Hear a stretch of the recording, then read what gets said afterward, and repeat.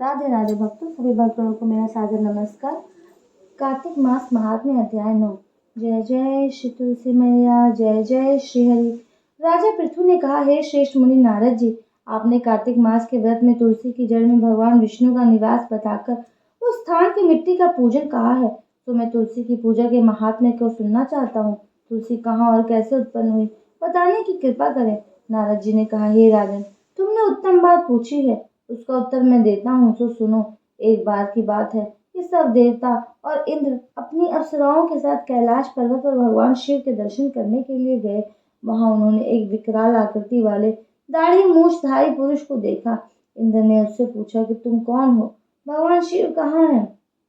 बार बार पूछने पर भी जब उसने उत्तर नहीं दिया तो इंद्र ने क्रोधित होकर उस पर अपने वज्र से प्रहार कर दिया। वज्र गले में लगने से गला नीला पड़ गया और वज्र जलकर भस्म हो गया। भगवान शिव इंद्र पर क्रोधित हो अपने तेज से उसे जलाने लगे। इंद्र बड़ा व्याकुल हुआ। तब बृहस्पति ने यह दशा देखकर इंद्र को पृथ्वी पर धकेल दिया और हाथ जोड़कर भगवान शिव से प्रार्थना करने गए हैं, हे जगदीश्वर पुरारी महादेव, इंद्र आपकी शरण में पड़ा है, शरणागति की रक्षा करे, अपने नेत्र से प्रकट होने वाली अग्नि को शांत करे। बृहस्पति जी की प्रार्थना से प्रसन्न होकर शिव ने बृहस्पति से कहा कि तुमने इंद्र की रक्षा की है, इसलिए तुम सदा पूजित होगे। मेरी आंखों की अग्नि जब आंखों में प्रविष्ट नहीं हो सकती है, इसलिए मैं इसे समुद्र में फेंक देता हूँ, जिससे यह इंद्र को नहीं सताएगी। ऐसा कहकर शिव जी ने उस अग्नि को गंगा सागर में संगम पर फेंक दिया। अग्नि ने वहां बालक का रूप धारण कर लिया और जोर जोर से रुदन करने लगा। उसके रुदन से पृथ्वी कंपायमान हो गई, सभी लोग बहरे हो गए। तो शिव जी ने वहां आकर पूछा कि बालक किसका है? समुद्र ने प्रणाम कर कहा कि यह आपका ही बालक है, यह गंगा सागर के संगम से उत्पन्न हुआ है। यह कहकर समुद्र ने उस बालक को शिव जी की गोद में दे दिया और निवेदन किया कि आप ही इसके जात कर्म आदि संस्कार संपन्न करें। बालक ने शिव जी की गोद में बैठकर शिव जी की दाढ़ी के बालों को पकड़कर खींच लिया। इसके पीड़ा से शिव जी की आंखों से आंसू जल निकल कर भूमि पर गिर पड़ा। बड़ी कठिनाई से उन्होंने बालक से अपनी दाढ़ी छुड़ाई। शिव जी ने कहा कि इस बालक ने मेरी आंखों से जल निकाला है, इसलिए आज से इसका नाम जलंधर विख्यात होगा।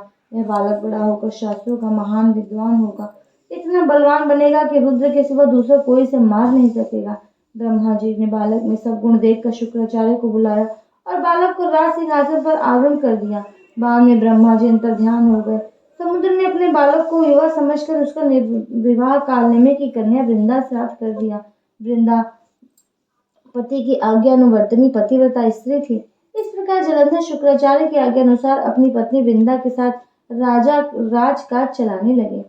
श्रीमन नारायण नारायण हरि हरि, भजमन नारायण नारायण हरि हरि, हरि ओम नमो नारायणाय, ओम नमो नारायणाय, हरि ओम नमो नारायण। राधे राधे भक्तों, आशा करती हूँ कि आप इस वीडियो से लाभ प्राप्त करेंगे और अधिक लाभ प्राप्त करने के लिए मेरे चैनल को सब्सक्राइब करें, बेल आइकन को प्रेस करें, वीडियो को अधिक से अधिक शेयर करें। नया वीडियो आने तक के लिए नमस्कार, राधे।